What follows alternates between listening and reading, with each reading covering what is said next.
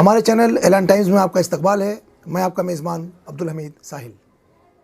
नाजरीन, हाथरस का जो मामला हुआ है उससे पूरे मुल्क में सियासत गरमा सी गई है, क्योंकि एक दलित बच्ची के साथ जिस तरह से वहाँ पर सलूक किया गया, फिर वहाँ की पुलिस के साथ का जो बर्ताव रहा, और ख़ास तौर से योगी सरकार का जो उसमें गैर जिम्मेदाराना मुजरिमाना रवैया रहा है, उसने सबको चौंका दिया है। आज हर कोई ये समझ रहा है कि उत्तर प्रदेश में बेटियों की ज़िंदगी, उनकी इज़्ज़त व असमत महफूज नहीं है। आज हम मौजूद हैं महाराष्ट्र स्टेट मुस्लिम लीग के जनरल सेक्रेटरी अब्दुलरहमान सीएच यहाँ बैठे हुए हैं, और वो इस मसले पर अपनी कुछ बातें रखना चाहते हैं, कुछ बातें कहना चाहते हैं जो दर्द उनके दिल में है, क्योंकि सभी को तकलीफ़ पहुंची है कि किस तरह एक दलित बच्ची जो पढ़ने लिखने में बहुत होनहार थी, न सिर्फ उसके साथ ये कि बलात्कार किया गया, रेप किया गया, बल्कि उसके साथ जो रवैया अपनाया गया, उसकी ज़बान काटी गई, उसकी रीढ़ की हड्डी तोड़ी गई, उसके हाथ पैर तोड़ दिए गए, और फिर प्रशासन के कहने पर रातों रात उसका अंतिम संस्कार यानी उसे पेट्रोल डाल के जला भी दिया गया। सारे सबूत मिटाए गए। आखिर ऐसा क्या रास्ता जो योगी सरकार छुपाना चाहती थी? पूरे देश में हाहाकार मचा हुआ है। हमारे साथ मौजूद हैं यहाँ पर इंडियन यूनियन मुस्लिम लीग के महाराष्ट्र स्टेट के जनरल सेक्रेटरी अब्दुलरहमान सीएच साहब। सीएच साहब, ये जो हादसा हुआ है इसको आप किस तरह देख रहे हैं और पार्टी किस तरह देख रही है? ये जो है बहुत ही दर्दनाक और बहुत ही जो है देश, लोग ये सोच रहे हैं कि देश की तरफ चल रहा है, क्योंकि पहला तो जो है उन दरिंदों ने उस लड़की का जो है बलात्कार किया। उसके बाद जो यूपी गवर्नमेंट है वो लोगों ने उससे भी बड़ा बर्ताव किया उसके साथ में, क्योंकि इस किस्म के मामले जब होता है, कानून को कम से कम जो है एक न्यूट्रल पोजीशन लेना चाहिए, पार्शियलिटी नहीं करना चाहिए। लेकिन वहाँ तो देख रहा है कि एक तरफ जो है जो पीड़ित जो फैमिली है उनको बंदी बना दिया गया है, और जो बर्बरता करने वाले जोरोइब जो किया है उस तरफ जो है उनके लोग जो है एहतजाज कर रहा है। मामला एकदम उल्टा हो गया। Hindustan new modern, we are in modern India. ये देखना है कि मॉडर्न इंडिया किस तरफ ले जा रहा है हमें, क्योंकि हालात पूरा जो है दो नाम है हिंदुस्तान के कानून के अंदर, दो हुकूमत के अंदर, एक मोदी और एक योगी।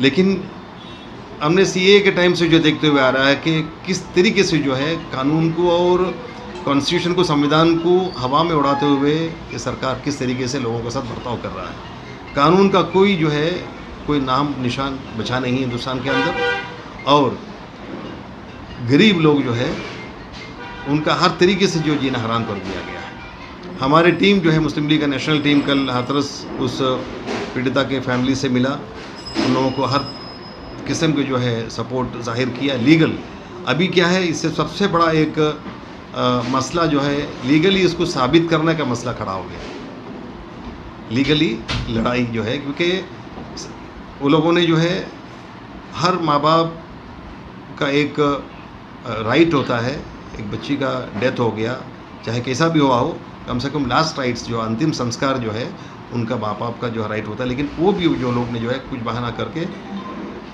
राइट्स होने का बहाना करके उस लड़की का जो है बॉडी जला दिया गया। लेकिन ऐसा कहा जा रहा है शायद सत्य छुपाने के लिए या सच छुपाने के लिए रातों रात उसे जला दिया गया, ये इल्ज़ाम लग रहा है। इस पर इसको आप कैसे देखते हैं? बिल्कुल सही बात है, क्योंकि कानून अगर पुलिस चाहता है, जो देखो हिंदुस्तान के अंदर जो राइट्स होता है, राइट्स जो है होता नहीं, कराया जाता है, पूरा सिस्टम की सपोर्ट के साथ में होता है। और इसी तरह जो है अगर सिस्टम को चाहिए तो वहाँ पर राइट्स का कुछ नहीं होता। ये लोग जो हिसाब से वहाँ पर मामला शुरुआत में क्या कहा गया, शुरुआत में रेप सामने आया, उसके बाद में जो हिसाब से टालते गया रेप के मामले को, एक डीआईजी ने जो है फॉरेंसिक टेस्ट के बारे में कहा कि 11 दिन के बाद में फॉरेंसिक लैब में जो स्वैब टेस्टिंग के लिए जाता है, जबकि वो 24 आवर्स के अंदर जाना चाहिए। उसके बाद उसका कोई जो है नतीजा सामने सही आता नहीं है। इसलिए लेकिन अब हम ये देख रहे हैं कि मामला कुछ और रंग ले गया है।